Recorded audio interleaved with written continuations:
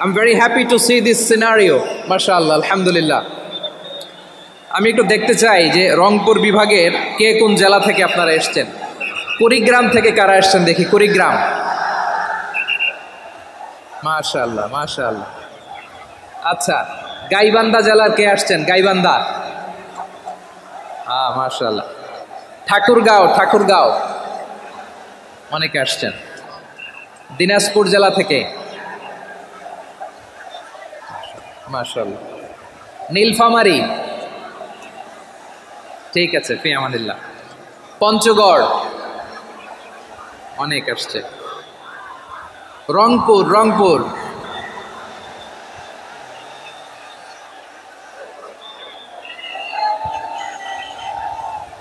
মাশাআল্লাহ মাশাআল্লাহ, ঠিক আছে। লালমনিরহাটের কারা দেখি, লালমনিরহাট। আজকের প্রোগ্রামে উপস্থিত আছেন প্রধান অতিথি হিসেবে অধ্যক্ষ আসাদুল হাবিব দুলু ভাই, সাংগঠনিক সম্পাদক বিএনপি, জাতীয় নির্বাহী কমিটির সভাপতি, জেলা বিএনপি লালমনিরহাট। বিশেষ অতিথি হিসেবে আমাদের অনেক ভাইরা এসছেন, সবাইকে শুকরিয়া জানাই। সভাপতিত্ব করছেন জনাব আব্দুল হাকিম। আইন শৃঙ্খলা বাহিনী, প্রশাসন, ভলান্টিয়ার্স, শুনেছি আমি প্রায় 5,000 ভলান্টিয়ার্স আপনারা নিয়োগ দিয়েছেন। আলহামদুলিল্লাহ আলহামদুলিল্লাহ, অনেক গোছালো প্রোগ্রাম। আমার প্রাণ ঢালা ভালোবাসা জানবেন, আমার হৃদয়ের গহীন থেকে ভালোবাসা নেবেন, শুভেচ্ছা জানবেন সবাই। ঠিক আছে ঠিক আছে। প্রিয় ভাইরা, আমরা কাল বিলম্ব না করে মূল আলোচনায় চলে যেতে চাই। আজকে যে টপিকের উপর আমি কথা বলবো, টপিকটা হচ্ছে peaceful coexistence and communal harmony, শান্তিপূর্ণ সহাবস্থান এবং সাম্প্রদায়িক সম্প্রীতি। আমাদের বাংলাদেশে সাম্প্রদায়িক সম্প্রীতি আছে না নাই? আবহমান কাল থেকে আমরা মুসলিম, হিন্দু, বৌদ্ধ, খ্রিস্টান, পাহাড়ি, নৃগোষ্ঠী মিলেমিশে একাকার, আমরা সবাই মিলে বাংলাদেশ। আওয়াজ করে বলেন ঠিক কিনা? আমাদের পারস্পরিক সম্প্রীতি, ভালোবাসা, সৌহার্দ্যপূর্ণ আচরণ, বোঝাপড়া, এটা বেশ মজবুত। তবে মাঝে মাঝে আমাদের এই সম্প্রীতির ভেতরে অনেকে ফাটল ধরাতে চায়। আমরা যে সুখে আছি, শান্তিতে আছি, এটা অনেকের ভালো লাগে না, ঠিক কিনা বলেন? আমাদের মধ্যে সাম্প্রদায়িক সম্প্রীতি, সৌহার্দ্যপূর্ণ আচরণ, ভালোবাসা, এটা আবহমান কাল ধরে আছে। তার প্রমাণ, আমরা তাফসিরুল মাহফিলের আয়োজন করলে আমাদের হিন্দু ভাইরা ডিস্টার্ব করে না, ঠিক কিনা? এবং আমি যদি বলি হাত তোলেন, হিন্দু ধর্মের কারা কারা এসেছেন, কত শত কত হাজার যে হাত উঠবে, আপনি অবাক হয়ে যাবেন। আমি চাচ্ছি না হাত উঠাতে। খুলনাতে সর্বশেষ যে আমি প্রোগ্রাম করে গেলাম, সেখানে কয়েকশো হিন্দু ভাই আসছে আমাদের আলোচনা শুনতে, আলহামদুলিল্লাহ। অনেক বৌদ্ধরা আসে, অনেক খ্রিস্টানরা আসে। এবার সফরেও অনেক হিন্দু ভাইরা আমার সাথে দেখা করেছে। তারা বলেছে, হুজুর আমরা আপনার আলোচনা শুনি। আলহামদুলিল্লাহ বলেন। So it's our responsibility to present our religion to our non-Muslim brothers and sisters. আমাদের অমুসলিম ভাই বোনদের কাছে ইসলামের সৌন্দর্য তুলে ধরা, এটা আমাদের দায়িত্ব। We all are the ambassador of Islam. আমরা প্রত্যেকে দায়িত্বশীল, আমরা প্রত্যেকে এক একজন ইসলামের অ্যাম্বাসেডর। আলহামদুলিল্লাহ বলেন। এজন্য এমনভাবে দ্য বিউটি অফ ইসলাম, ইসলামের সৌন্দর্য আমাদেরকে ফুটিয়ে তুলতে হবে, যাতে করে নন মুসলিমরা শাহাদা পড়ে, কালিমা পড়ে মুসলমান হয়ে যায়। অনেক নন মুসলিম ভাই বোন আমাদের হাতে শাহাদা পড়ে, কালিমা পড়ে মুসলমান হয়েছে, অনেক। সো আমরা যেন ইসলামের বিউটিটাকে তুলে ধরতে পারি, এবং এই যে সম্প্রীতি, এটাকে যেন আমরা অটুট রাখতে পারি। আদতে বাংলাদেশের ইতিহাস বলে আমাদের দেশে কোনো দাঙ্গা নাই, আছে? লালমনিরহাটের ভাইয়ের আওয়াজ করে বলেন, আমাদের দেশে হিন্দু মুসলিম দাঙ্গা আছে? আমরা ভাই ভাই, আওয়াজ করে বলুন তো, আমরা কি ভাই ভাই? কিন্তু কিছু দুষ্ট লোক আছে, তারা আমাদের সম্পর্কের মধ্যে ফাটল ধরাতে চায়, ঠিক কিনা বলেন? মাঝে মাঝে ঝগড়া লাগাতে চায়। দেখবেন পত্রপত্রিকায় দেখা যায় বিভিন্ন ধর্মীয় উপাসনালয়গুলোতে হামলা চালানো হয়। এগুলো রাজনৈতিক উদ্দেশ্য প্রণোদিত, এগুলোর সাথে ইসলামের কোনো সম্পর্ক নাই। এজন্য এই দুর্বৃত্তদের ব্যাপারে আমাদের সাবধান থাকতে হবে। আমরা সবসময় যেমনি ঐক্যবদ্ধ, ইউনাইটেড, আমরা যদি এরকম ইউনাইটেড থাকি, এই সমস্ত দুর্বৃত্তদের কালো হাত ভেঙে দিতে আমাদের 1 ঘন্টাও লাগবে না। চিল্লায় বলো ঠিক কি না? আমরা সংঘবদ্ধ থাকবো। এই যে আমাদের পিসফুল কোএক্সিস্টেন্স, শান্তিপূর্ণ সহাবস্থান। হিন্দুরা পূজা করে, যেদিন হিন্দুদের পূজা অনুষ্ঠান আমরা ওই দিন তাফসির মাহফিল করি না, ঠিক কিনা বলেন? যেদিন আমাদের তাফসিরুল কোরআনের প্রোগ্রাম ওই দিন আমাদের হিন্দু ভাইরা ডিস্টার্ব করে না। সুবহানাল্লাহ। হিন্দুদের পূজা অনুষ্ঠানে মাদ্রাসার ছাত্র যে পাহারা দেয়, গোটা বিশ্বে এরকম দৃষ্টান্ত নজির বিরল, ঠিক কিনা বলেন? আইন শৃঙ্খলা বাহিনীর পাশাপাশি মাদ্রাসার ছাত্ররা যে সেখানে পাহারা দেয়, গোটা পৃথিবীতে এই দৃষ্টান্ত আপনি পাবেন। মাদ্রাসার ছাত্ররা তারা তো কোরআনের ধারক, তারা হাদিসের ধারক, তারা কেন মন্দির পাহারা দিবে? এই সম্প্রীতিকে ধরে রাখার জন্য, এই সৌহার্দ্যকে ধরে রাখার জন্য, আমাদের পারস্পরিক ভালোবাসাকে অটুট রাখার জন্য। আওয়াজ করে বলতে হবে ঠিক কি না?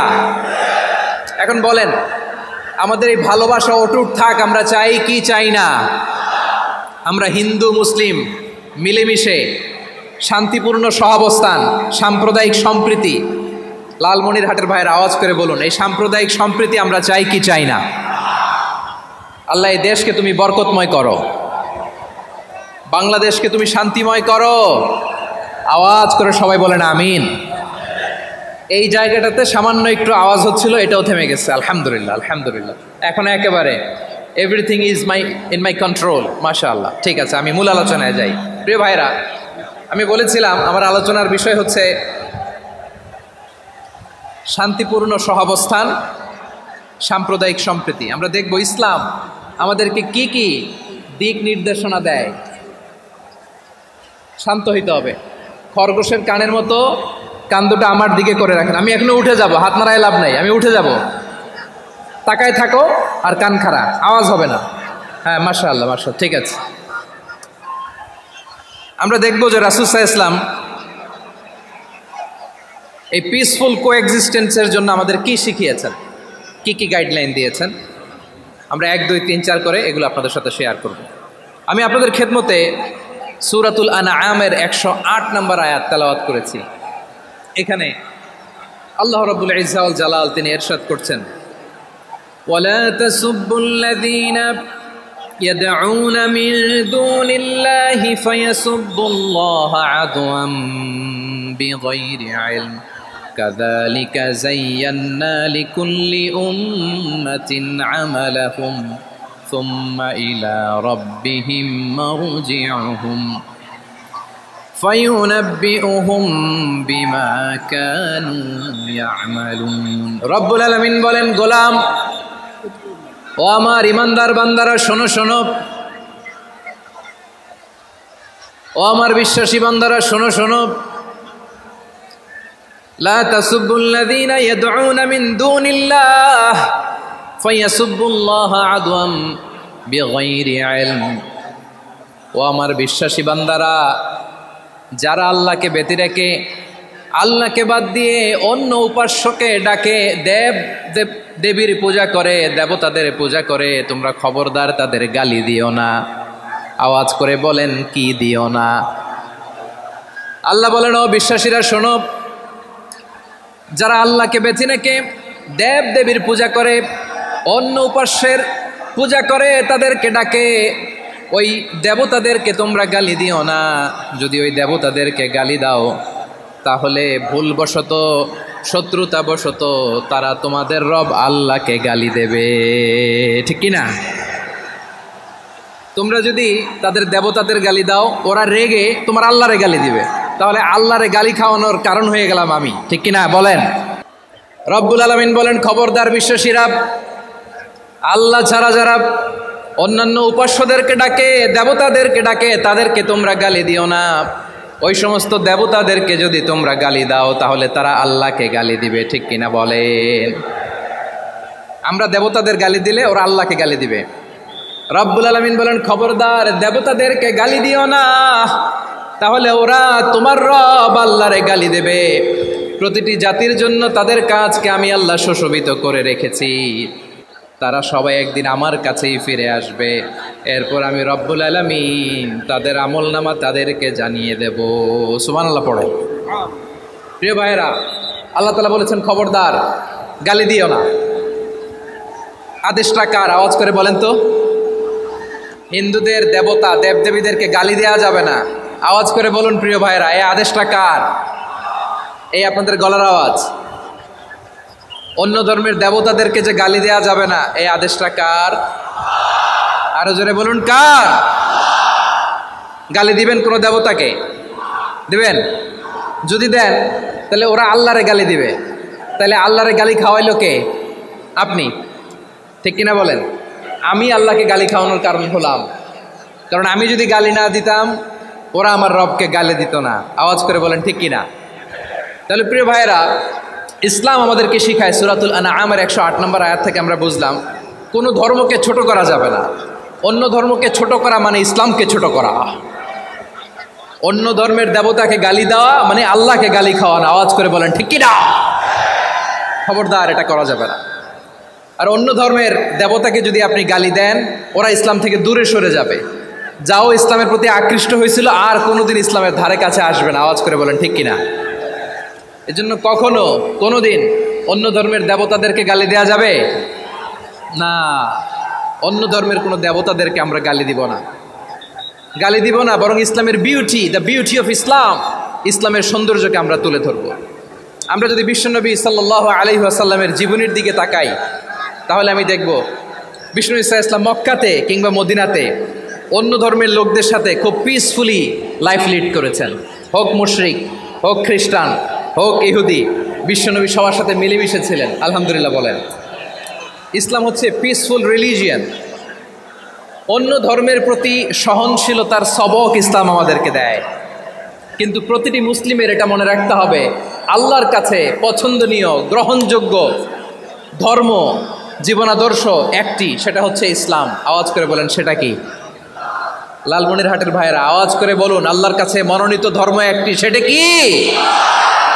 এজন্য রব্বুল আলামিন বলেন, ইন্নাদ-দীনা ইনদাল্লাহিল ইসলাম, আল্লাহর কাছে মনোনীত গ্রহণযোগ্য অ্যাকসেপ্টেড ধর্ম মতাদর্শ একটা, সেটা হলো ইসলাম। ইসলাম ছাড়া অন্য কোনো ধর্ম যদি কেউ তালাশ করে, তার ওই ধর্ম আল্লাহ গ্রহণ করবে না।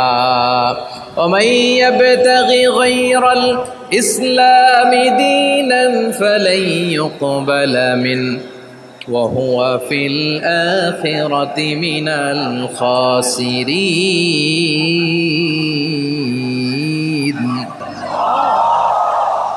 Whoever seek anything except Islam, that won't be accepted from him, and he will be loser in the day of judgment. কিয়ামতের দিন ইসলাম ছাড়া কেউ যদি অন্য কোনো ধর্ম তালাশ করেছে দুনিয়াতে, তার এই মতাদর্শ গ্রহণ করা হবে না। and he will be loser, সে হবে লুজার, ক্ষতিগ্রস্ত। হাই হাই কোম্পানির ম্যানেজার, ওর আমও শেষ, সালাও শেষ। আওয়াজ করে বলেন ঠিক কি না? এজন্য ইসলাম পেয়ে আমরা খুশি না বেজার? প্রত্যেক নামাজ শেষে আমরা আল্লাহরে বলি, আল্লাহ রাদিতু বিল্লাহি রাব্বা ওয়া বিল ইসলামি দীনা ওয়া বি মুহাম্মাদিন নাবিয়ান ওয়া রাসূলা।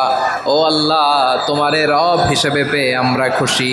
ও আল্লাহ, ইসলামকে ধর্ম হিসেবে পেয়ে আমরা খুশি। বিশ্বনবীকে আমাদের রাসূল পেয়ে আমরা খুশি। ঠিক কিনা বলে? ইসলাম ছাড়া অন্য কোনো ধর্ম আমরা গ্রহণ করব না। ঠিক কিনা বলেন?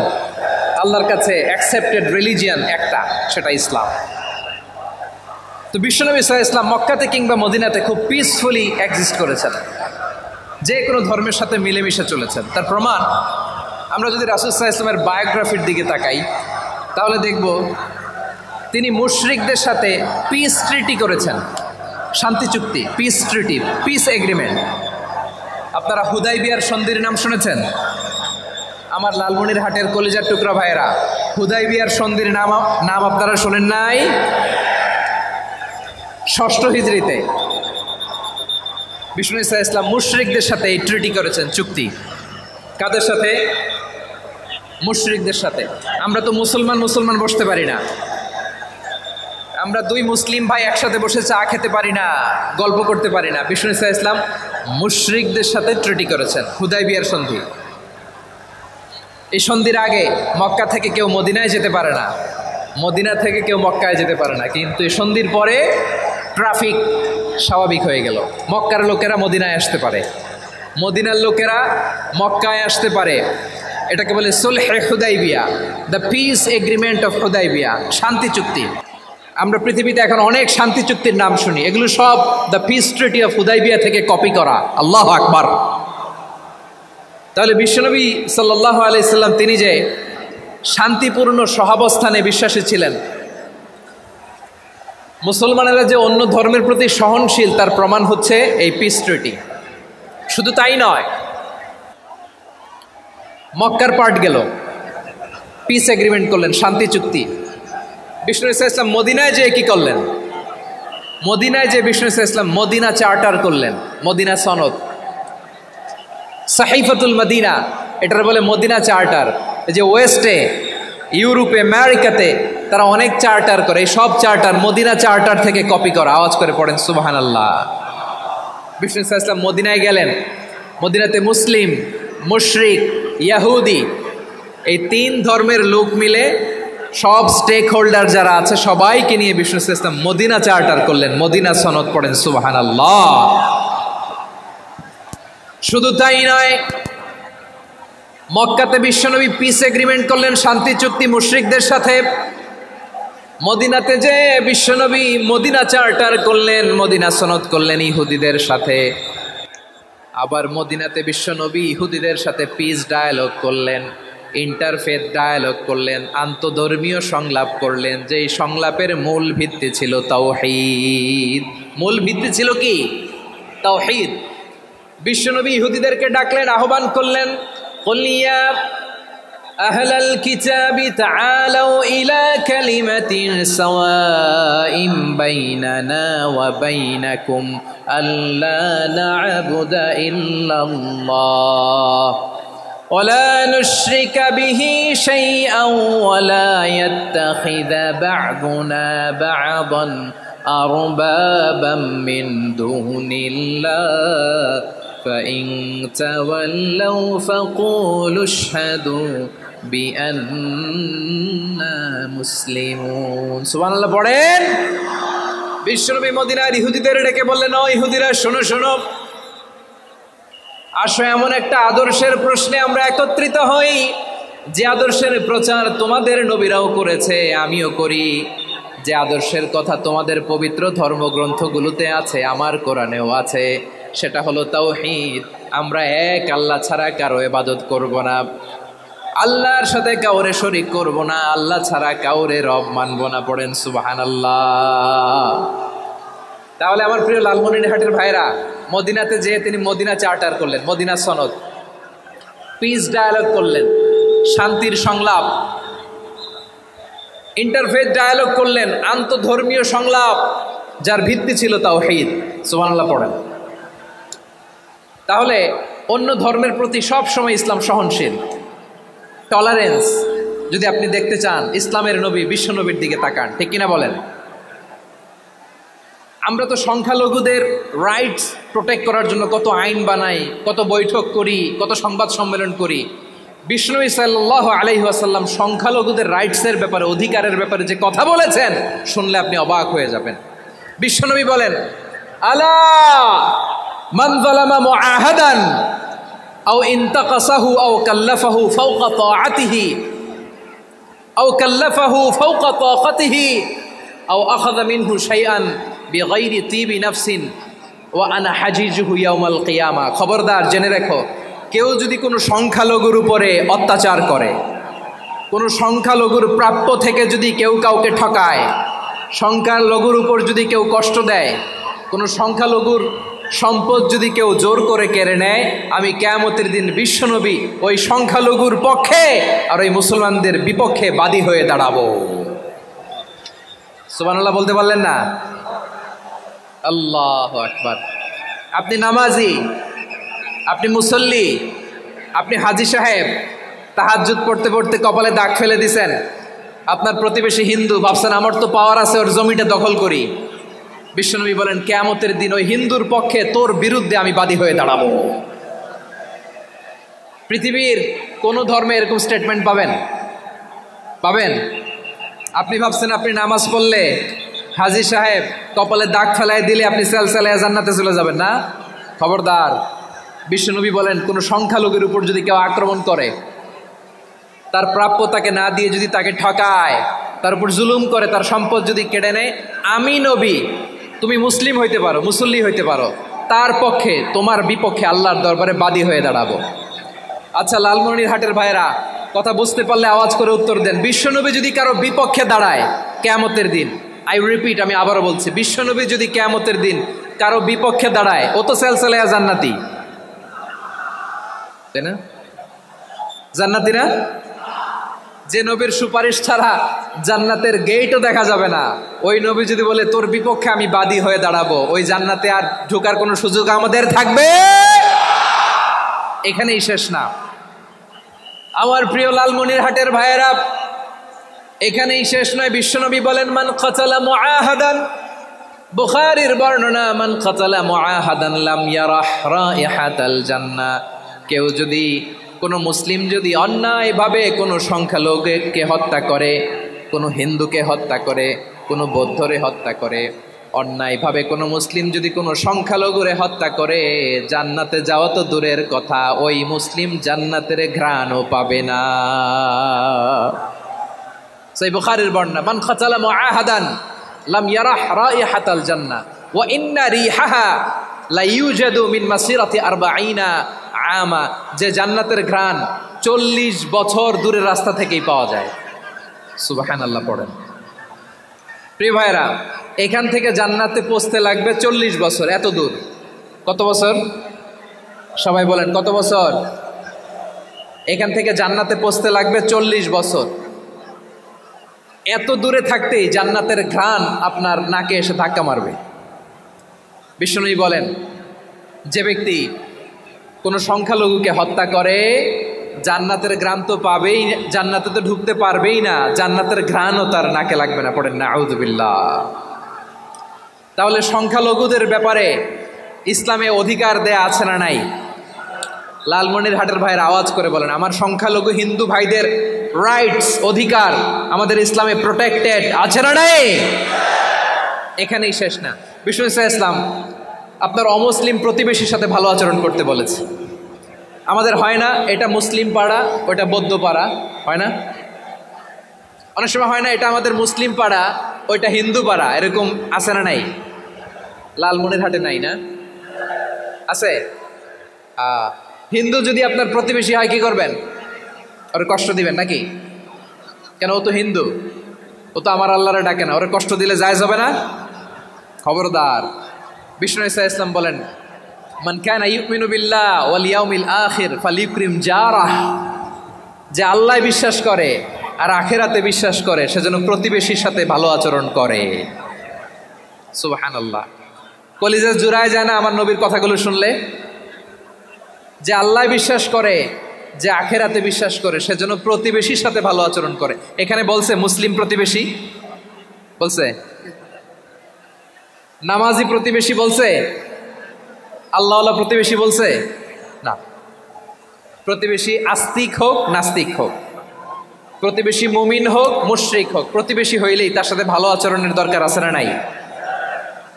আমার প্রিয় লালমনিরহাটের ভাইয়েরা, বিষ্ণু ইসলাম ওনার ইহুদি প্রতিবেশীদের দেখাশোনা করতেন। আওয়াজ না শোনা যাক, আমারও তো দেখা যায়, আমারও তো দেখা যায়। তাকায় থাকেন, তাকায় থাকলে সওয়াব হবে। কোরআনের কথা যেখান থেকে হয়, এদিকে তাকায় থাকলেই বরকত। তাকায় থাকেন।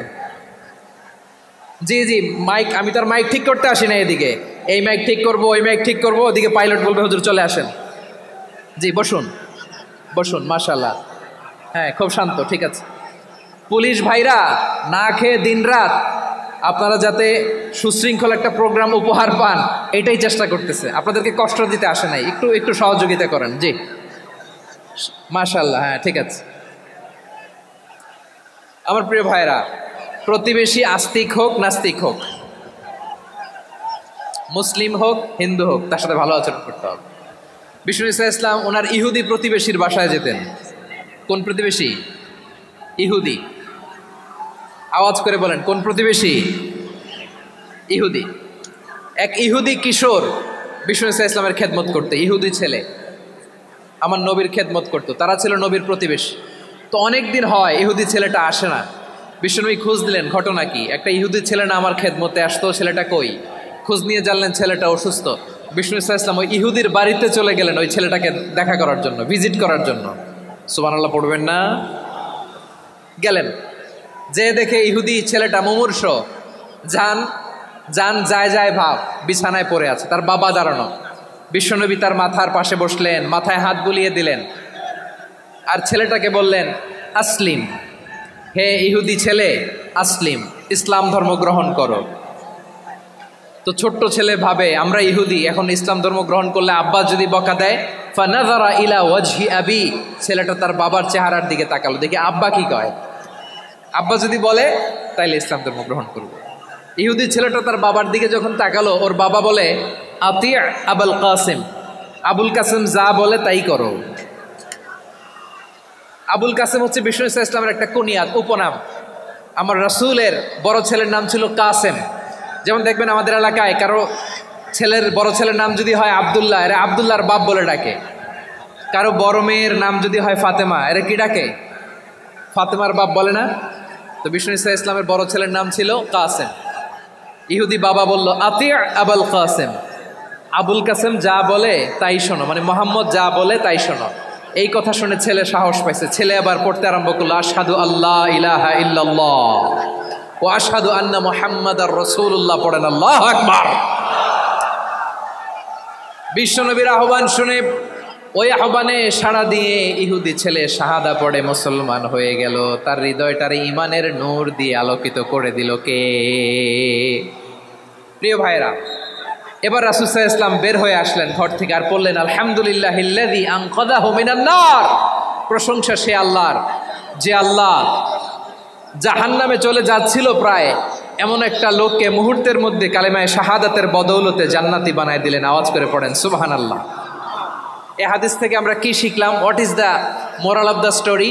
এক নম্বর স্টোরি হলো, প্রতিবেশী ইহুদি হোক হিন্দু হোক, যাবেন, সুসম্পর্ক রাখবেন, উপহার দিবেন, বিপদে পাশে দাঁড়াবেন, তাইলেই তো আপনাদের প্রতি, মুসলমানদের প্রতি তারা আকৃষ্ট হবে, ঠিক কিনা বলেন? আপনি যদি হিন্দুদের সাথে বৌদ্ধদের সাথে নাই মিশেন, নাস্তিকের কাছে নাই যান, তো ইসলামের সৌন্দর্যটা ওরা বুঝবে কেমনে? আমার অনেক হিন্দু পরিচিত ভাই আছে, ওরা আমাদের ইফতারির প্রোগ্রামে এসে একসাথে ইফতারি করে। অনেক মদখোর আমার সাথে বসে একসাথে ডিনার করে, হাফ প্যান্ট পরা, গলায় স্বর্ণের চেইন, হাতে স্বর্ণের ব্রেসলেট, আইসা আমার সাথে ডিনার করছে, আছে এরকম। গাঁজাখোর, আমি বলি আসো, welcome welcome to my dinner, আসো বসো, বসলেই তো আমি ওর ডিএনএ, চিন্তার ডিএনএ চেঞ্জ করে দেওয়ার সুযোগ পাবো। চিল্লায় বলো ঠিক কিনা? আসতে হবে আমার কাছে। Hour door is open, the door of Islam is open 24/7। সবসময় আমাদের ইসলামের দরজা আমার অমুসলিম ভাইদের জন্য খোলা আছে না নেই? এই হাদিস থেকে দুইটা শিক্ষা। এক নম্বর শিক্ষা, প্রতিবেশী মুসলিম হোক অমুসলিম হোক, যান, অসুস্থ হইলে একটু আপেল নিয়ে যান, আঙ্গুর নিয়ে যান, কমলা নিয়ে যান, তাদের সাথে ভালো আচরণ করেন। ইসলামের বিউটি দেখে, সৌন্দর্য দেখে অবাক হবে, নসিব ভালো হলে কোনোদিন কালিমা পড়ে মুসলমান হয়ে যাবে, ঠিক কিনা বলেন?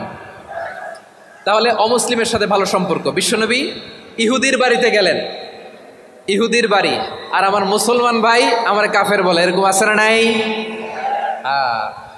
মুসলিমরা দেখতে পারে না, সহ্য করতে পারে। বিশ্বনবী সাল্লাল্লাহু আলাইহি ওয়াসাল্লাম ইহুদির বাড়িতে গেলেন, এটা একটা শিক্ষা। আরেকটা শিক্ষা হলো, ভাইয়েরা ধাক্কা মেরে এসে সামনে এসে কি লাভ? প্রোগ্রাম তো শেষ হচ্ছে, এখনই শেষ হচ্ছে। তো এই যে আমাদের বকশি ভাই ওয়াদা নিল, হাত তোলালো, মিম বলে এত কথা বলল, তো আমি জেলায় জেলায় যে খালি হাত নাড়াই তোমাদের জন্য নাকি? হ্যাঁ, হাত নাড়াই শুধু। এই ধাক্কাইতে ধাক্কাইতে এদিকে এসে হাত নাড়াইতেছে, হয়েছে তো, দেখলাম তো, ঠিক আছে, মাশাআল্লাহ, অনেক সুশৃঙ্খল, অন্যান্য যে কোনো জেলার চেয়ে অনেক সুশৃঙ্খল। আমার দিকে তাকাও, আমার দিকে তাকাও, ঠিক আছে। এই যে দাঁড়িয়ে আছে, একটা ছেলে নড়ে না, দেখছেন? মাশাআল্লাহ মাশাআল্লাহ মাশাআল্লাহ। হ্যাঁ, এইভাবেই। আর কয়েকটা মজাদার কথা আছে, শোনো। এই হাদিস থেকে আমাদের শিক্ষা হলো, আমার প্রতিবেশী যেই ধর্মের হোক আমি সম্পর্ক রাখবো। অসুস্থ হলে যাব, কি বলেন ভাইরা? যাবেন না? যাবেন না আপনারা? আচ্ছা, 2 নম্বর শিক্ষা হলো, বিষ্ণু ইসলামের খাদেম ছিল ইহুদি, এতদিন খেদমত করলে একদিনও বিশ্বনবী ওর কালিমার দাওয়াত দেয় নাই। কারণ কি?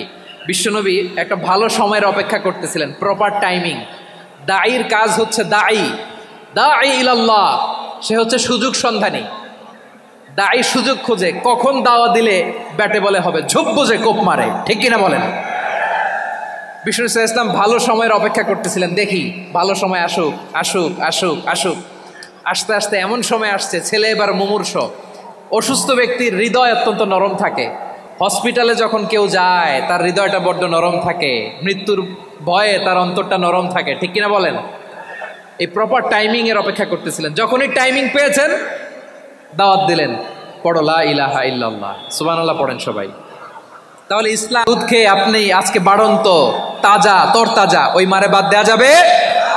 মায়ের এক ধারে দুধের দাম, কাটিয়া গায়ের চাম, পাপোশ বানাইলেও ঋণের শোধ হবে না, এমন দরদি ভাবে কেউ হবে না আমার মাগো। মায়ের এক ধারে দুধের দাম, কাটিয়া গায়ের চাম, পাপোশ বানাইলেও ঋণের শোধ হবে না, এমন দরদি ভাবে কেউ হবে না আমার মাগো, ঠিক কিনা? মাকে তো বাদ দেয়া যায় না। وَقَضَى رَبُّكَ أَلَّا تَعْبُدُوا إِلَّا إِيَّاهُ وَبِالْوَالِدَيْنِ إِحْسَانًا। আল্লাহ বলে অবধারিত দুইটা ভার্ডিক্ট তোমাদের জন্য, এক আল্লাহর ইবাদত করবা আর মা বাবার প্রতি ইহসান করবা। আদেশটা কার? মা বাবার প্রতি ইহসান করতে হবে। আমার মা হিন্দু হোক ভালো আচরণ করতে হবে, বৌদ্ধ হোক ভালো আচরণ করতে হবে। আমার যে সমস্ত হিন্দু ভাইয়েরা মুসলিম হয়েছ, তোমাদের মা বাবা এখনো মুসলমান হয় নাই, তাদের সাথে ভালো আচরণ করতে হবে। আপনাদের খেদমত নিজে করতে হবে অথবা খেদমতের ব্যবস্থা করাই দিতে হবে। মান্থলি যে খরচ লাগে এটা দিতে হবে। আরে তুমি এখন মুসলিম, তোমার মা বাবা হিন্দু, এখনই তো সুযোগ ইসলামের সৌন্দর্য দেখানোর। এখন মা বাবা যদি দেখে আরে এটা হিন্দু থাকতে তো বদমাইশ ছিল, বেয়াদব ছিল, কি এমন ধর্ম সে গ্রহণ করলো যেটা গ্রহণের সাথে সাথে সে পাল্টে গেল? কি এমন ধর্ম সে গ্রহণ করেছে যেটা তার জীবনকে আলোকিত করে দিয়েছে? নসিব ভালো হইলে তারাও কালিমা পড়ে মুসলমান হয়ে যাবে।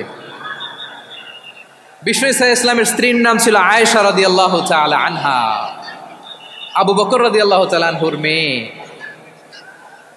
আবু বকর রাদিয়াল্লাহু তাআলা আনহুর আরেক মেয়ের নাম হচ্ছে আসমা। কি নাম? দুজনই আবু বকর রাদিয়াল্লাহু তাআলা আনহুর মেয়ে, আসমা আর আয়েশা। নাম দুইটা কেমন লাগে? আসমা নামটা কেমন লাগে? আয়েশা নামটা কেমন লাগে? সবার ভালো লাগে নাই? নাম দুটো আপনাদের ভালো লাগে? লালমনিরহাটে অনাগত যদি কন্যা সন্তান হয়, যদি মনে চায় আসমা রেখে দিতে পারবেন, যদি মনে চায় আয়েশা রেখে দিয়েন। দেশে বিদেশে এয়ারপোর্টে রাস্তাঘাটে শুধু বলে হুজুর একটা নাম দেন, আমার ছেলের একটা নাম দেন, মেয়ের একটা নাম দেন। তো আমার মনে আছে যশোরের 8 দিনের মাহফিলে আমি একটা দুইটা নাম দিয়েছিলাম। আজকে লালমনিরহাটের এই প্রোগ্রামে কন্যা সন্তান যদি হয় দুটা নাম দিলাম, আসমা কিংবা আয়েশা। ইনশাআল্লাহ পড়েন। দুজন বোন, এক মায়ের না, বাবা এক মা দুজন। আয়েশা রাদিয়াল্লাহু তাআলা আনহার মায়ের নাম উম্মে রুমান, আর আসমা রাদিয়াল্লাহু তাআলা আনহার মায়ের নাম কুতাইলা বিনতে আব্দুল উজ্জা। আবু বকর রাদিয়াল্লাহু তাআলা আনহু 4টা বিয়ে করেছিলেন। তো একই ঘটনা ঘটেছে এই ফ্যামিলিতে। আসমা ইসলাম ধর্ম গ্রহণ করে মুসলিমা, কিন্তু তার মা কোতাইলা মুশরিকা। আই রিপিট, বোঝার জন্য আমি আবারও বলি, আসমা রাদিয়াল্লাহু তাআলা আনহা মুসলিমা, আর আসমার মা কোতাইলা। আওয়াজ করে বুঝে থাকলে বলেন, আসমার মা মুশরিকা। তার মানে মেয়ে মুসলিম, মা অমুসলিম, ভেজাল আছে না নাই? কিন্তু কোতাইলা আর ধৈর্য ধারণ করতে পারে না। নার ছেঁড়া ধন, কলিজার টুকরা ধন, কলিজার টুকরা সন্তান আসমারে দেখতে বড্ড মন চায়। সাইয়েদনা আসমা রাদিয়াল্লাহু তাআলা আনহা মক্কা থেকে হিজরত করে মদিনায় চলে গেলেন হুদাইবিয়ার পর। যখন মক্কা মদিনার ট্রাফিক স্বাভাবিক হলো, মক্কার লোক মদিনায় যায়, মদিনার লোক মক্কায় আসে। কোচাইলা কলিজার টুকরা সন্তান আসমারে দেখার জন্য কিছু উপহার নিয়ে বিশাল মরু পথ পাড়ি দিয়ে মক্কা থেকে মদিনায় যায়। সুবহানাল্লাহ বলেন। এখন মা আসছে মেয়ের সাথে দেখা করতে, মেয়ে তো আর দেখা দেয় না। মেয়ে ভাবছে আমার মা তো মুশরিকা, অপবিত্রা, তার সাথে কি দেখা দেয়া যাবে? বিশ্বনবীর দরবারে চলে গেলেন। সুবহানাল্লাহ বলেন। কি সৌভাগ্যবান ছিল তারা, মাসলা জানার দরকার হলেই নবীর দরবারে চলে যেত। ঘরে বউয়ের সাথে ঝগড়া হলে নবীর দরবারে চলে যেত। অনেক সাহাবী বলে আমার পেটে ক্ষুধা লাগলো আমি নবীর কাছে চলে যেতাম, কারণ নবীর চেহারার দিকে তাকালেই আমার পেটের ক্ষুধা মিটে যেত। সাইয়েদানা আসমা রাদিয়াল্লাহু তাআলা আনহা বিশ্বনবীর কাছে চলে গেলেন, যে বললেন ইয়া রাসূলুল্লাহ ইয়া হাবিবাল্লাহ ইন্না উম্মি কাদিমাতুন ইলাইয়া ওয়া হিয়া রাগিবা। আমার মা মক্কা থেকে অনেক দূর মরুর পথ পাড়ি দিয়ে উপহার সামগ্রী নিয়ে মদিনায় আমার সাথে দেখা করতে এসেছে গো নবী। আমার জানতে বড্ড ইচ্ছে হয় আমি আমার মুশরিকা মায়ের সাথে একটু দেখা করতে পারবো কিনা। আফা আসিলুহা, আগে যেমনি আমি আমার মায়ের সাথে ভালো আচরণ করতাম, যেমনি আমি আমার মায়ের সাথে সদাচরণ করতাম গো নবী, এখন আমি মুসলিমা মা মুশরিকা, এখনো কি আগের মতো সদাচরণ করতে পারবো নাকি? বিশ্বনবী বললেন নাম সিলিহা, হ্যাঁ রে আসমা, অবশ্যই অবশ্যই, আগে ঠিক যেমন তুমি তোমার মায়ের সাথে ভালো আচরণ করতে এখনো তেমনি আগের মতো ভালো আচরণ করবা। আওয়াজ করে পড়েন সুবহানাল্লাহ। কি ইসলাম আমরা পেয়েছি, কত ব্রড মাইন্ডেড আমাদের ইসলাম, কত ওপেন মাইন্ডেড ইসলাম, কত ওপেন আপ করতে পারে, চিন্তা করতে পারেন। বিষ্ণু বললেন হ্যাঁ অবশ্যই, নাম সুলিহা, আগে যেমনি ভালো আচরণ করছো আসমা এখন ওইরকমই করো, পারলে আরো বাড়াই করো। সুবহানাল্লাহ বলেন। তাহলে আমার যে হিন্দু ভাইয়েরা হিন্দু বোনেরা ইমানের বদৌলতে দৌলতে আপনি ধন্য হয়েছেন, আপনার আম্মা আব্বা এখনো মুসলমান হয় নাই, তাদের জন্য দোয়া করেন, তাদের জন্য দোয়া করেন, আল্লাহ যেন তাদেরকেও ইমানের দৌলত দান করে। আমরা সবাই পড়ি আমিন, আরো জোরে পড়েন আমিন। এখন বলেন ইসলাম কি ন্যারো মাইন্ডেড রিলিজিয়ান না ব্রড মাইন্ডেড? লালমনিরহাটের যুবক ভাইরা আওয়াজ করো, ইসলাম কি ন্যারো মাইন্ডেড না ব্রড মাইন্ডেড? কতটা ব্রড মাইন্ডেড দেখেন।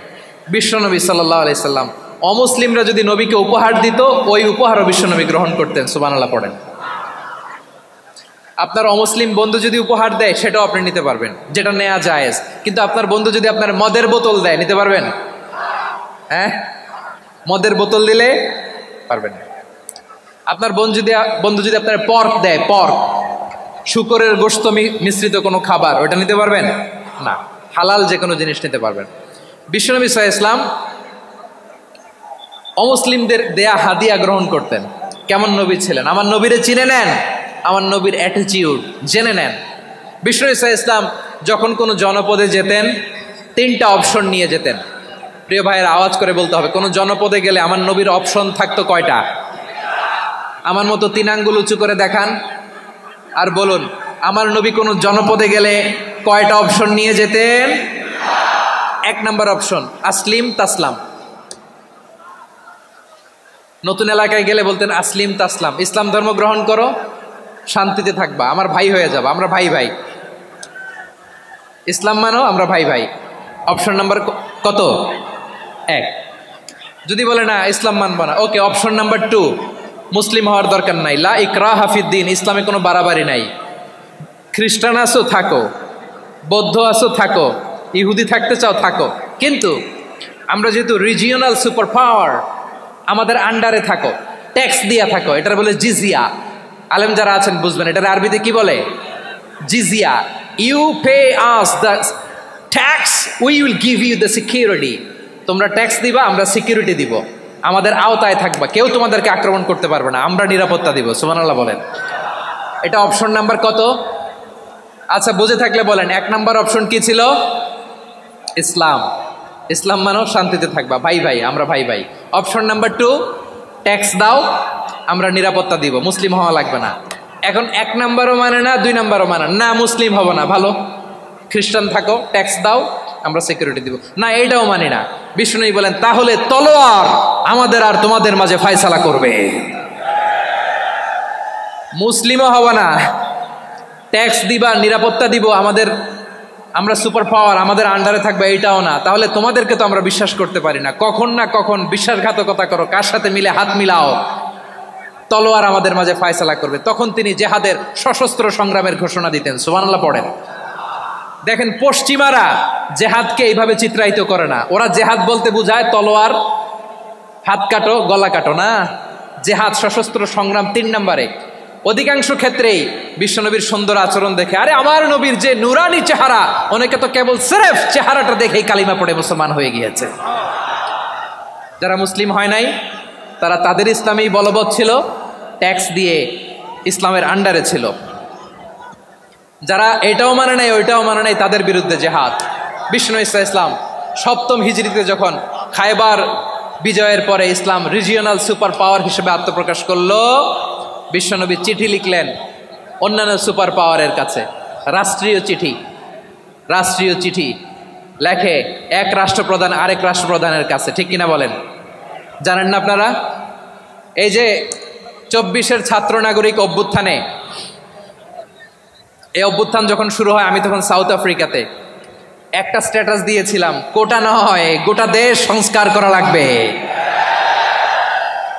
শুধু বাংলাদেশ নয়, সারা বিশ্বের বাংলা ভাষাভাষী লোকেরা এই আন্দোলনের সাথে সমর্থন তারা করেছে, এটাকে সাপোর্ট করেছে, তারা সমর্থন দিয়েছে। আমাদের ইউনাইটেড আরব এখানে ডেমনস্ট্রেশন করা যায় না, সেখানকার সরকার তাদেরকে যাবজ্জীবন দিয়েছিল। তখন আমাদের এই যে প্রধান উপদেষ্টা ডক্টর মোহাম্মদ ইউনূস সরাসরি G2G বলে, এটারে G2G, government to government, G2G, উনি চিঠি লিখলেন যে তাদেরকে, ইউর হাইনেস, হে সম্মানিত আমির, আপনি আমার এই চিঠির কারণে আমার সম্মানে এই 53 জন বাংলাদেশিকে মাফ করে দেন। এই চিঠির বদৌলতে বেকসুর খালাস পেয়ে গিয়েছিল আমাদের ভাইরা। জানেন না এই ঘটনা আপনারা? তাহলে গভর্নমেন্ট টু গভর্নমেন্ট চিঠি দেওয়া হয়। 7ম হিজরিতে বিষ্ণু ইসলাম সব সুপার পাওয়ারের কাছে চিঠি দিলেন, রোমান সম্রাটের কাছে, পারস্য অধিপতির কাছে, মিশরের অধিপতির কাছে, সবার কাছে চিঠি লিখলেন। চিঠির ভাষা ছিল এরকম, মিন মুহাম্মাদিন রাসূলিল্লাহ ইলা মুকাউকিস আযীমিল কিবত, মুহাম্মদ রাসূলুল্লাহর পক্ষ থেকে মিশরের বাদশার কাছে, আসলিম তাসলাম, ইসলাম মানো শান্তিতে থাকবা, সালামুন আলা মান ইত্তাবা আল হুদা, শান্তি তার জন্য যে হেদায়েতের অনুসরণ করে। সুবহানাল্লাহ পড়েন। তো এই চিঠি অনেকে ভালোভাবে রিসিভ করেছে, অনেকে এই চিঠি পাওয়ার পরে নবীর কাছে আবার ইন রিটার্ন উপহার পাঠিয়েছে। কি পাঠিয়েছে? উপহার।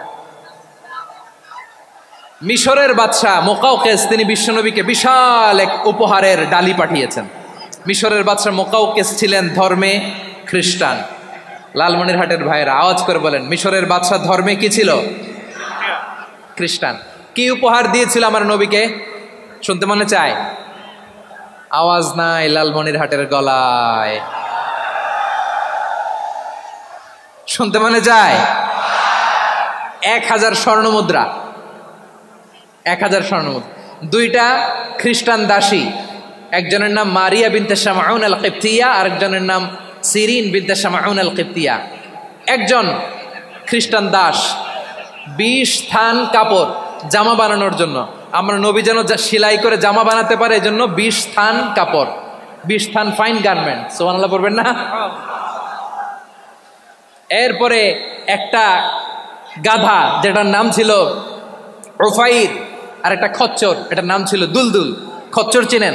গাধা আর ঘোড়ার ক্রসিং এ যে প্রাণীটা দুনিয়াতে আসে ওটার খচ্চর বলে।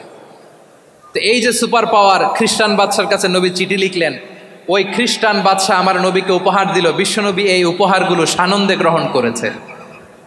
সুবহানাল্লাহ পড়বেন না?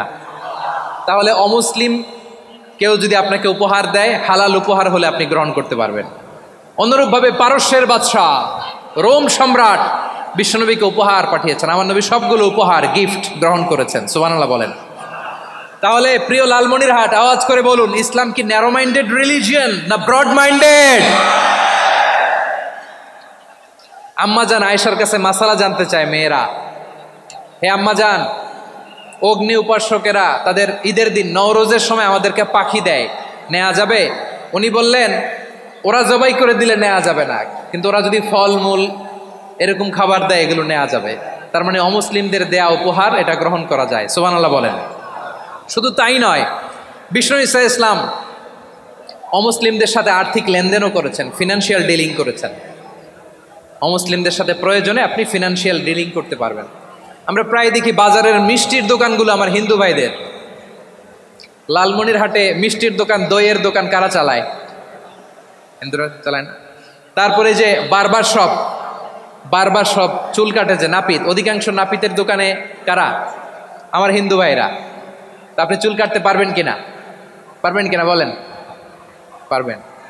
তার দোকান থেকে দই মিষ্টি কিনতে পারবেন কিনা? হ্যাঁ, আমার মুসলিম ভাইয়ের দোকান থাকলে ওইটারে আমি বেশি প্রায়োরিটি দিব, ঠিক কিনা?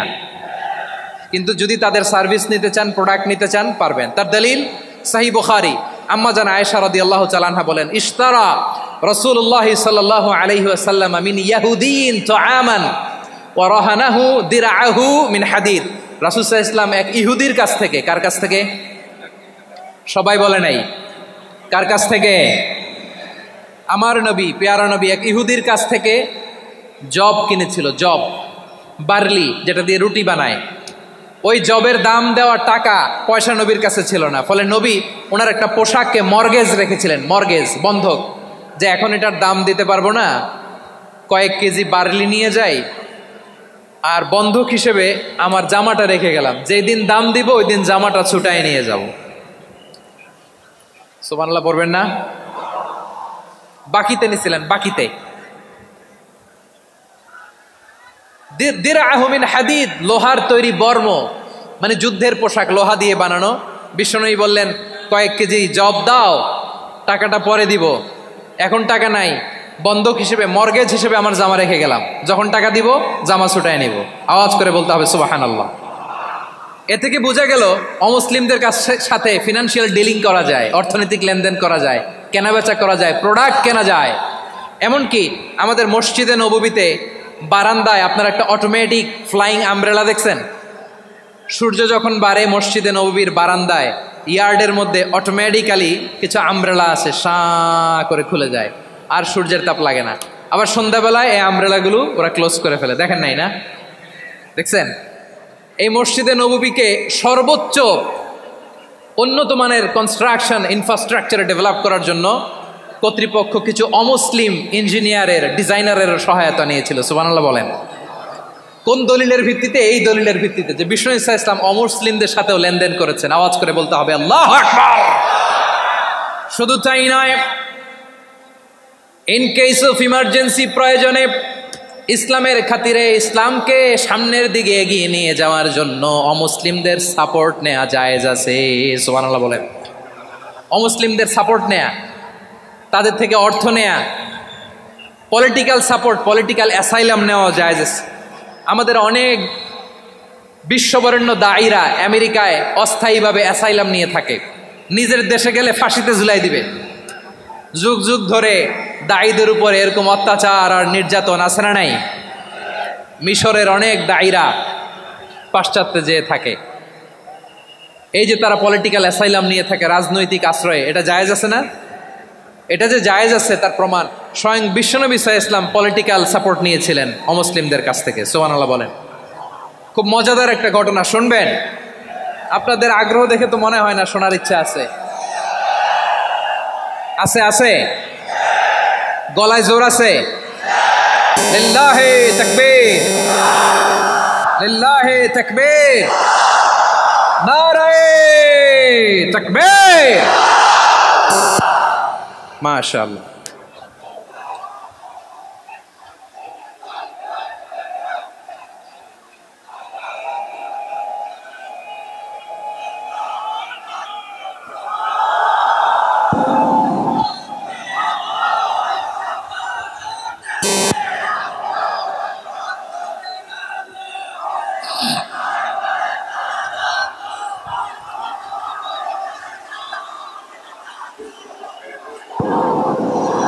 মাশাআল্লাহ, মাশাআল্লাহ। থামুন, থামুন আমার ভাইরা। বিশ্বনবীর বয়স তখন প্রায় 51 বছর। কত বছর? বিশ্বনবীর সবচেয়ে কাছের মানুষ খাদিজা রাদিয়াল্লাহু তাআলা আনহা ইন্তেকাল করেছেন। বিশ্বনবী বড্ড কষ্ট পেলেন, হৃদয়টা ভেঙে খান খান। যিনি ঘরের ভেতরে বিশ্বনবীকে সান্ত্বনা দিতেন, ভালোবাসা দিতেন। বাইরে গেলে কোরাইশরা বকাঝকা করে, অত্যাচার করে, কিন্তু আম্মাজান খাদিজা রাদিয়াল্লাহু তাআলা আনহা ঘরটারে এমন শান্তির নীড় বানায় রেখেছেন, এই ঘরের ভিতরে ঢুকলে বিশ্বনবীর কলিজাটা ঠান্ডা হয়ে যেত। এজন্য রব্বুল আলামিন বলেন, খাদিজা, ও আমার বান্দি খাদিজা, জান্নাতে এমন স্পেশাল একটা ঘর আমি তোমার জন্য রেডি করে রেখেছি। ওই ঘরের মধ্যে কোনো আওয়াজ নাই, ওই ঘরের মধ্যে কোনো নয়েজ নাই, ওই ঘরে কোনো বিশৃঙ্খলা নাই।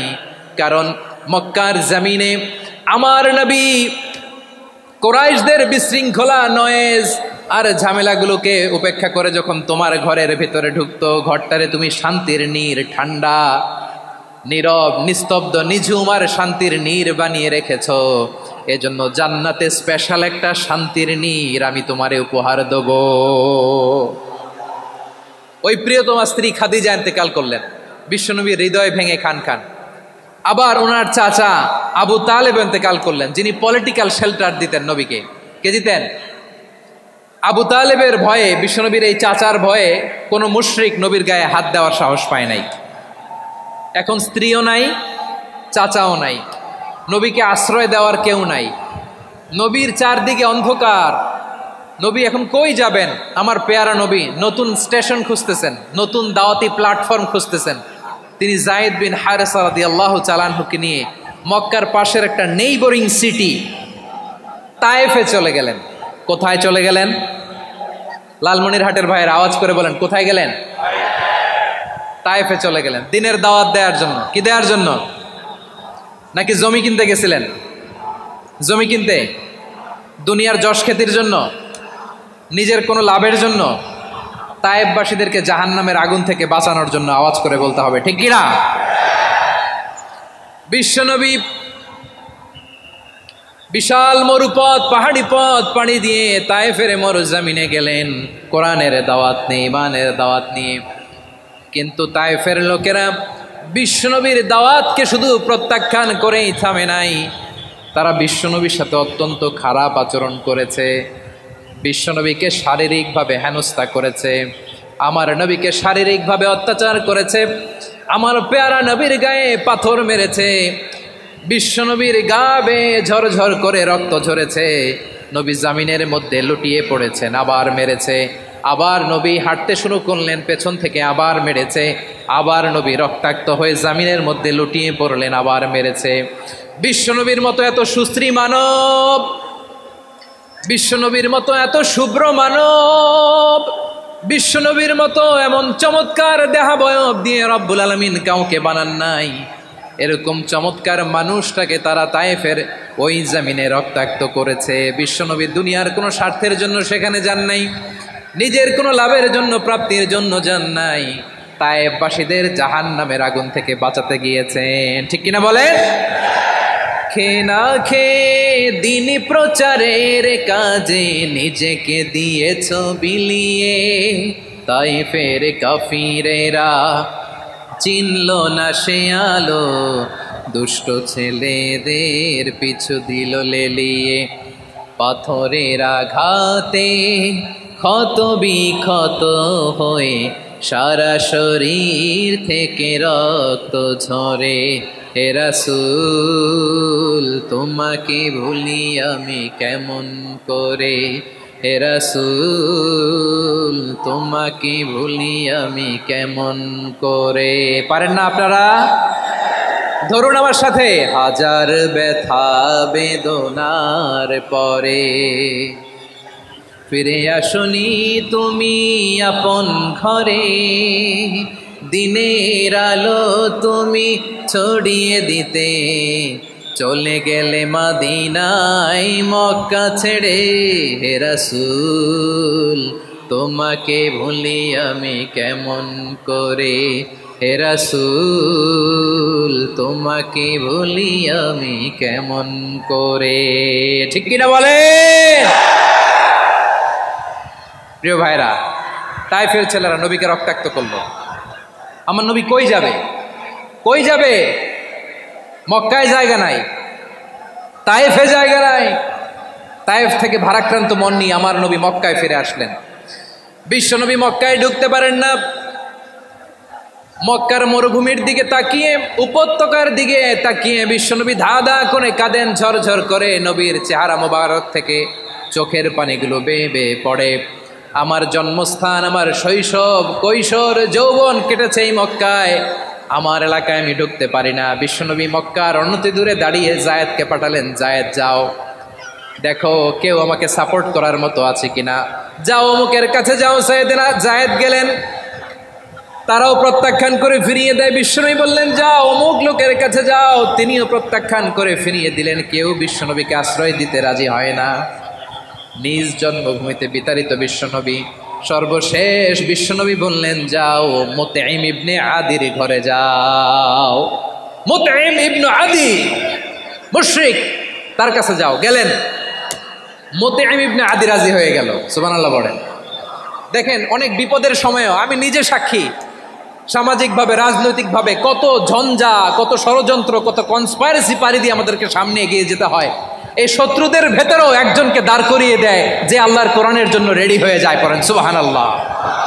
মুতঈম ইবনে আদি, আল্লাহ তার মনকে নরম করে দিলেন। মুতঈম বলে মুহাম্মদ আমি তোমাকে আশ্রয় দিব। তার দুই ছেলেকে পাঠালেন, যাও খোলা তলোয়ার নিয়ে, স্কট দিয়ে, গার্ড অফ অনার দিয়ে মোহাম্মদকে মক্কায় ঢুকাও, আর বলো আমি আমান দেব। আমান কি দিব? আমান মানে সিকিউরিটি, নিরাপত্তা। সিকিউরিটি ছাড়া, আমান দেওয়া ছাড়া কেউ থাকতে পারতো না মক্কায়। দুই ছেলে বিষ্ণু ইসা ইসলামকে নিয়ে আসলো।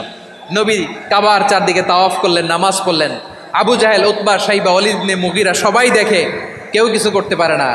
কারণ মুতঈম ইবনে আদি ঘোষণা দিয়েছেন আমি মোহাম্মদকে আমান দিয়েছি, মোহাম্মদের গায়ে যেন কেউ স্পর্শ না করে। আওয়াজ করে পড়েন সুবহানাল্লাহ। নবীর এই বিপদকালে মুহূর্তে মুতঈমের হৃদয়টারে নরম করে দিল কে? আচ্ছা লালমনিরহাটের ভাইয়েরা বলেন, এই মুতঈম কি মুসলিম ছিল না মুশরিক? সবাই বলতে হবে মুসলিম না মুশরিক? তাহলে মুশরিকের কাছ থেকে নবী পলিটিক্যাল অ্যাসাইলাম, আধুনিক রাষ্ট্রবিজ্ঞানের ভাষায় পলিটিক্যাল অ্যাসাইলাম, যেটাকে বলে রাজনৈতিক আশ্রয়, ওনার আমান বা নিরাপত্তার এই ঘোষণায় তিনি মক্কায় ঢুকলেন। যতদিন নিরাপত্তা ছিল ছিলেন। মুতঈম যখন মারা গেল, বিষ্ণু ইসা ইসলাম হিজরত করে মদিনায় চলে গেলেন। সুবহানাল্লাহ। কিন্তু মুতঈম যে বিশ্বনবীর উপকার করছে এটা বিশ্বনবী ভুলে নাই। আমাদের অনেকে আছে উপকার করার পরে আর খেয়াল থাকে না, খাওয়ার পরে গলা দিয়ে নামলে আর খেয়াল থাকে না। এরকম আছে না নাই? আমার নবী ভুলে নাই। বদরের প্রান্তরে 70 জন কাফেরকে যখন বন্দি করে বিশ্বনবীর সামনে হাঁটু গেড়ে দাঁড় করানো হলো, বসানো হলো, 70 জন কাফের। কয়জন? বিশ্বনবী তাদের দিকে তাকিয়ে বললেন, সহিহ বুখারীর বর্ণনা, লাউ কানাল মুতঈম ইবনে আদি হাইয়ান সুম্মা কাল্লামানি হাউলাই নাতনা লা তারাকতুহুম লাহু। বদরের প্রান্তরে 70 জন বন্দি কাফিরের দিকে তাকিয়ে আমার নবী বললেন, আজকে মুতঈম ইবনে আদি যদি বেঁচে থাকতো আর তোমাদের 70 জনের ব্যাপারে যদি মুতঈম এক বাক্যে একটা সুপারিশ করত, তার সম্মানে আজকে তোদের সবাইরে আমি মাফ করে দিতাম। সুবহানাল্লাহ নাই? ওই যে চিল্লাচিল্লি যে কথা বোঝে নাই, কোন জিনিস মিস করছে ওরা নিজেরাও বোঝে নাই। বিশ্বনবী মুতঈমের এই সাহায্যের কথা বলে নাই। 70 জন মুশরিক হাঁটু গেড়ে বসা, নবী চাইলে এখনই এক্সিকিউশন অর্ডার দিতে পারে। তিনি বললেন, আজকে যদি মুতঈম বেঁচে থাকতো আর মুতঈম যদি তোদের জন্য সুপারিশ করতো, এই আবর্জনাগুলোর ব্যাপারে সুপারিশ করতো, আমি মুহূর্তেই তোদেরকে এমনি মাফ করে দিতাম। এবার বলেন, ইসলাম কি ন্যারো মাইন্ডেড না ব্রড মাইন্ডেড? শুধু তাই নয়, যাকে যে সম্মান দেয়ার আমার নবী দিতেন, হোক আস্তিক হোক নাস্তিক, হোক মুসলিম হোক অমুসলিম। বিষ্ণু ইসা ইসলাম যখন রোমান সম্রাটের কাছে চিঠি লিখেছেন, আমার প্রিয় লালমনিরহাটের ভাইরা, অল্প কয়েক মিনিট কয়েকটা জরুরি কথা বলবো। এদিকে তাকান, এদিকে তাকান। রোমান সম্রাটের কাছে বিশ্বনবী যখন চিঠি লিখলেন মিন মুহাম্মদ রাসূলিল্লাহ ইলা হিরাকলা আযীমির রোম। মুহাম্মদের পক্ষ থেকে হিরাক্লিয়াসের কাছে, যিনি হচ্ছেন আযীমির রোম। এটা নবী নিজ থেকে বানায় লিখছেন অতিরিক্ত সম্মান দিয়ে। কোনো রাষ্ট্রপ্রধান যখন আসে তাদেরকে আমরা কি বলি জানেন? তার নামের শেষে HE এটা লিখতে হয়, H.E. মানে হিজ এক্সেলেন্সি। কি লেখে? হিজ এক্সেলেন্টি, অথবা ইউর হাইনেস, ইউর ম্যাজেস্টি। দেখেন বিশ্বনবী সাল্লাল্লাহু আলাইহি ওয়াসাল্লাম সব নবীদেরও নবী, তিনি একজন মুশরিক খ্রিস্টান সম্রাট রোমান সম্রাটের কাছে চিঠি লিখতে যায়, লিখতেছে ইলা হিরাকলা আযীমের রোম, হিরাক্লিয়াসের কাছে আমার চিঠি, যিনি রোমের আযীম, হিজ হাইনেস, মানে রোমের অনেক সম্মানিত এক বাহাদুর। আওয়াজ করে বলেন সুবহানাল্লাহ। তার মানে যাকে যে সম্মান দেয়ার এটা বিশ্বনবী দিতেন। এমনকি যেই ইহুদিরা ভালো ছিল এই ইহুদিদেরও প্রশংসা করেছেন বিশ্বনবী মুহাম্মদুর রাসূলুল্লাহ সাল্লাল্লাহু আলাইহি ওয়াসাল্লাম। এক ইহুদির প্রশংসা করেছেন বিশ্বনবী। ইহুদির কার? কার? আমি তো আমার ভাইয়ের প্রশংসা করি না, আমি তো এক আলেম আরেক আলেমরে স্পেস দেই না, আমি তো এক দায়ী আরেক দায়ীর সাথে বসতে চাই না। আমার নবী ইহুদির প্রশংসা করে। কার প্রশংসা? ওই ইহুদির নাম ছিল মুখাইরেক। সিরাত গ্রন্থ ঘাটলে পাবেন। তিনি বলেছেন মুখাইরেক খাইরু ইয়াহুদ, Mukhayriq is the best of the Jews. জুইশদের মধ্যে সে সবচেয়ে ভালো। কেন প্রশংসা করলেন তার? এর কারণ মদিনা চার্টারে কথা ছিল সব ধর্মের মুসলিম মুশরিক ইহুদিরা মিলে মদিনাকে রক্ষা করবে। কিন্তু তৃতীয় হিজরিতে যখন উহুদের যুদ্ধ শুরু হলো, সবার কথা ছিল যেই আক্রমণ করে আমরা মদিনাকে বাঁচাবো। কোন শহরকে বাঁচাবো? মদিনাকে। কিন্তু কুরাইশরা যখন অ্যাটাক করলো, ইহুদিরা আর আসে না, ইহুদিরা আর বেরোয় না। বিষ্ণু বললেন, ওহে ইহুদিরা, তোমরা না চুক্তি করলে আমার সাথে যে মদিনা বাঁচাতে সবাই ঝাঁপিয়ে পড়বো, আসো। একটা ইহুদিও বেরোয় না, কেউ আসে না সেদিন, একজন ছাড়া। তার নাম মুখাইরেক। তার নাম কি? মুখাইরেক বাহাদুরের মতো ঘোড়সাওয়ার হয়ে বেরিয়ে গেলেন এবং বললেন, গোটা ইহুদি সাম্রাজ্যের একজনও যদি না আসে, আমি মুখাইরেককে কেউ ঘরে আটকে রাখতে পারবে না। বেরিয়ে আসলেন, এসে বললেন, আমি মুহাম্মদের পক্ষে যুদ্ধ করব। আমি মারা গেলে আমার সম্পদ আমার উত্তরাধিকারীরা পাবে না, আমার সম্পদ তোমরা মুহাম্মদকে দিয়ে দিবা। সুবহানাল্লাহ বলেন। উহুদের ময়দানে 70 জন মুসলমান শহীদ হলো। এই ইহুদি সেও মুসলমানের পক্ষে যুদ্ধ করে নিহত হলো। সুবহানাল্লাহ বলেন। মুসলিমদের লাশ যখন নিয়ে আসা হলো, এই মুখাইরিকের লাশও নিয়ে আসা হলো। মুসলিমদের লাশের পাশে মুখাইরিকের লাশ দেখে বিশ্বনবী মুখাইরিকের প্রতি অনেক খুশি হলেন। আর বিশ্বনবী খুশি হয়ে বললেন, মুখাইরিক খায়রু ইয়াহুদ, মুখাইরিক যদিও তুমি ইহুদি, তারপরেও তুমি সব ইহুদিদের মধ্যে সেরা ইহুদি। পড়েন সুবহানাল্লাহ। আমার নবী ইহুদিকেও সম্মান দিতে কার্পণ্য করে নাই। আওয়াজ করে বলেন আল্লাহু আকবার। প্রিয় ভাইরা, এবার সর্বশেষ আওয়াজ করে বলেন, ইসলাম কি ন্যারো মাইন্ডেড নাকি ব্রড মাইন্ডেড? সবাই বলেন, ন্যারো মাইন্ডেড না ব্রড মাইন্ডেড? এজন্য অমুসলিম হইলেই তারা আমাদের শত্রু নয়। শত্রু কারা? এই লালমনিরহাটের ভাইয়েরা শোনেন, শত্রু কারা? যে সমস্ত অমুসলিম আমাদেরকে নিশ্চিহ্ন করে দিতে চায়, যে সমস্ত অমুসলিম আমাদের ভূখণ্ড থেকে আমাদেরকে তাড়িয়ে দিতে চায়, যে সমস্ত অমুসলিম আমার ধর্ম নিয়ে তুচ্ছতাচ্ছিল্য করে চিল্লায় বলেন ঠিক কিনা, তারা আমাদের শত্রু। সাধারণ অমুসলিমরা আমার শত্রু নয়। এই যে হিন্দুরা থাকে এরা আমার ভাই, বৌদ্ধরা আমার ভাই, খ্রিস্টানরা আমার ভাই, ইহুদিরা আমার ভাই। তারা দিনই ভাই নয়, তারা মায়ের পেটের ভাই নয়, তারা মানবিক দিক থেকে ভাই। ও মানুষ, আমিও মানুষ। ইসলাম মানুষকে সম্মান করে, চিল্লায় বলো ঠিক কিনা।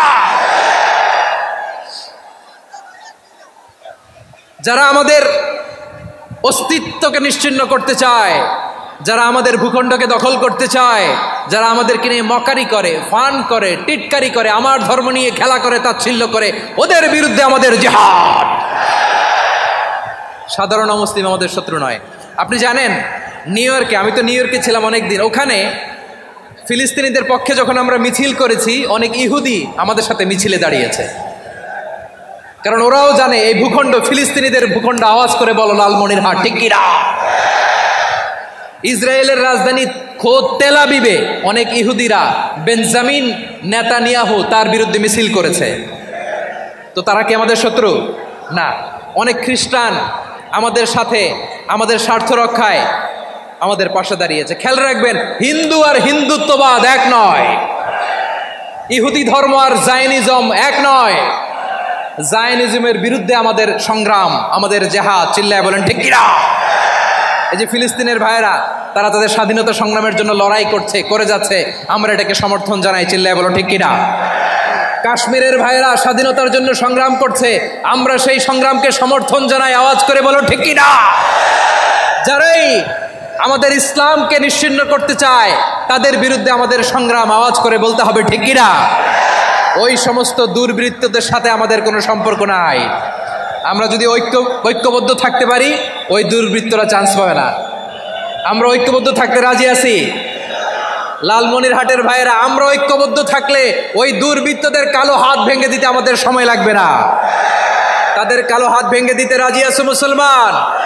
কারা কারা রাজি? দু হাত তুলে দেখাও।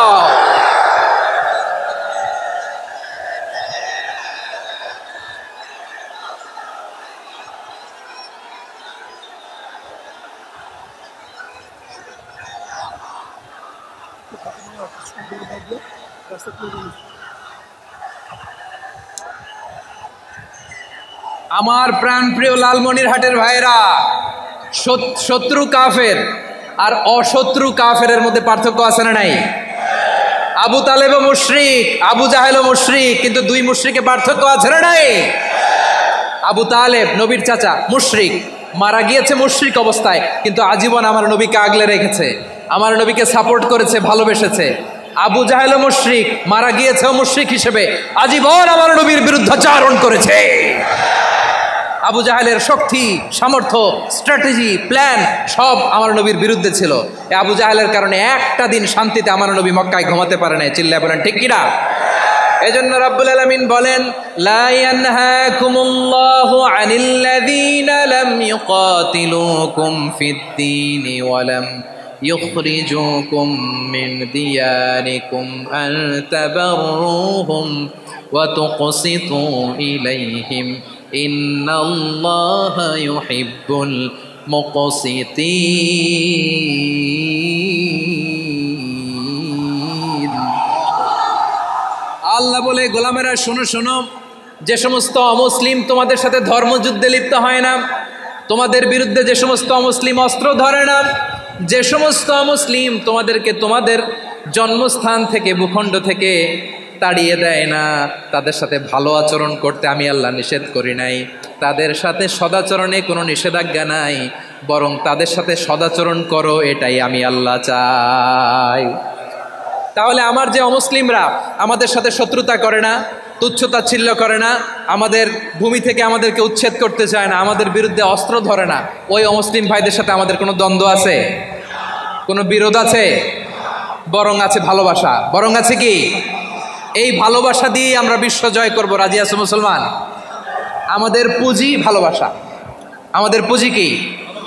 এবার আওয়াজ করে বলেন আমার এই পুরো আলোচনা থেকে, the religious coexistence, peaceful coexistence, শান্তিপূর্ণ সহাবস্থান, কমিউনাল হারমোনি, এই সাম্প্রদায়িক সম্প্রীতি, এই আলোচনা থেকে কি বুঝলেন? ইসলাম কি ন্যারো মাইন্ডেড না ব্রড মাইন্ডেড? এই ব্রড মাইন্ডেড হৃদয় নিয়ে, ভালোবাসা দিয়ে আমরা বিশ্ব জয় করতে চাই। রাজি আছেন?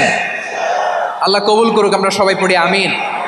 লালমনিরহাটের জেলা স্টেডিয়ামে আমার প্রিয় মায়েরা, বোনেরা, আপনাদের জন্য একটা হাদিস বলে শেষ করব। বিশ্বনবী বলেন, আমার মায়েরা খেয়াল করে শুনুন, বিশ্বনবী আপনাদের উদ্দেশ্য করে বলেন, আল মারআতু ইযা সাল্লাত খামসাহা ওয়া সামাত শাহরাহা হাফিজাত ফুরুজাহা আতাআত বা'লাহা ফালতাদখুল মিন আইয়ি আবওয়াবিল জান্নাতি শাআত। বিশ্বনবী বলেন, ও রমণীরা, ও নারীরা, যে সমস্ত নারী এই চারটা কাজ করবে, এই চারটা কাজের গ্যারান্টি দিবে, তাদেরকে জান্নাতের 8টা দরজার গ্যারান্টি দেয়া হবে। কি চারটা কাজ? 1 নাম্বার, আল মারআতু ইযা সাল্লাত খামসাহা, যে নারী 5 ওয়াক্ত নামাজ পড়ে। কি করে? জেলা স্টেডিয়ামে অবস্থানরত আমার নারীরা, বোনেরা, বিশ্বনবী আপনাদেরকে 4টা কাজের কথা বলেছেন, খুব বেশি না। 4টা করলে 8 জান্নাতের দরজা সব খোলা। কোনটা দিয়ে যাবেন? যেটা দিয়ে মনে চায়। 1 নাম্বার 5 ওয়াক্ত নামাজ। আমার বোনেরা জোহরের নামাজ পড়তে পড়তে এটা আসরে নিয়ে যায়, আসর পড়তে পড়তে এটা মাগরিবে নিয়ে যায়, এরকম আসরা নাই? লালমনিরহাটে হয়তো নাই। আমার বোনেরা এটা করবেন না। ইন্নাস সালাতা কানাত আলাল মুমিনিনা কিতাবাম মাওকুতা, সময় মতো পড়বেন। সামাত শাহরা, রমাদানের রোজাগুলো রাখবেন। হাফিজাত ফুরুজাহা, যে নারী তার চরিত্রকে হেফাজত করে, তার প্রাইভেট হেফাজত করে, তার লজ্জাস্থান হেফাজত করে। ও মায়েরা, আপনার এই গর্ভ যে কত দামি আপনি জানেন না। আপনার এই গর্ভ থেকে জন্মাবে আগামীর সালাহুদ্দিন আল আইয়ুবী। আপনার গর্ভ থেকেই জন্মাবে ইমাম আল মাহদি আল মুনতাজার। আপনার পেট থেকে জন্মাবে আবু সাইদের মতো বীর সৈনিক। আপনার পেট থেকে জন্মাবে মুগ্ধের মতো বীর মুজাহিদ। আপনি জানেন না কে আসবে আপনার পেট থেকে। সময়টাকে কাজে লাগান, ইসলামকে বোঝেন, মানেন, আমাদের ইসলামিক লেকচারগুলো শোনেন। আমরা যে বার্তাগুলো, ইনস্ট্রাকশনগুলো, দিক নির্দেশনাগুলো আপনাদের খেদমতে রাখি, এগুলো মেনে চলুন। আপনিই পারেন আপনার ঘরটাকে জান্নাতের টুকরা বানাতে। একটা family, it's a very big institution and you are the MD, the managing director of this institution. চিল্লায় বলেন ঠিক কিনা? চাইলেই পারেন ঘরটারে জান্নাতের টুকরা বানাতে। 5 ওয়াক্ত সালাত, রমাদানের রোজা, নিজের চরিত্রের হেফাজত, ও আতাআত বালাহা, স্বামীর আনুগত্য। এটাতে অনেকে ভুল করে থাকে। হায় রে আমার বোনেরা, স্বামীর আনুগত্যকে এটা নিজের অপমান মনে করবেন না। আপনার স্বামী আপনার সবচেয়ে বড় গার্ডিয়ান, তিনি আপনার সবচেয়ে ভালো চায়। নারী কখনো গার্ডিয়ানশিপের বাইরে থাকতে পারে না। হয় আপনি বাবার গার্ডিয়ানশিপের ভেতরে, বাপ না থাকলে ভাই আপনার গার্ডিয়ান, ভাই না থাকলে চাচা গার্ডিয়ান, বিয়ের পরে আপনার স্বামী আপনার গার্ডিয়ান। শরিয়া সম্মত স্বামীর আদেশগুলো আপনি মেনে চলবেন, কিন্তু শরিয়া বিরুদ্ধ কোনো আদেশ মানতে আপনি বাধ্য নয়। আওয়াজ করে বলুন সবাই ঠিক কিনা? এই 4টা কাজ যদি কোনো নারী করে, বিশ্বনবী বলেন জান্নাতের 8টা দরজা খোলা, তোমার যেটা দিয়ে মনে চায় সেটা দিয়ে জান্নাতে তুমি এন্ট্রি নিতে পারবা। আমরা এখানে লালমনিরহাটের সোহরাওয়ার্দী ময়দানে আজকে যেমন একত্রিত হতে পারলাম, আল্লাহর জান্নাতেও যেন একত্রিত হতে পারে। আল্লাহ তুমি তৌফিক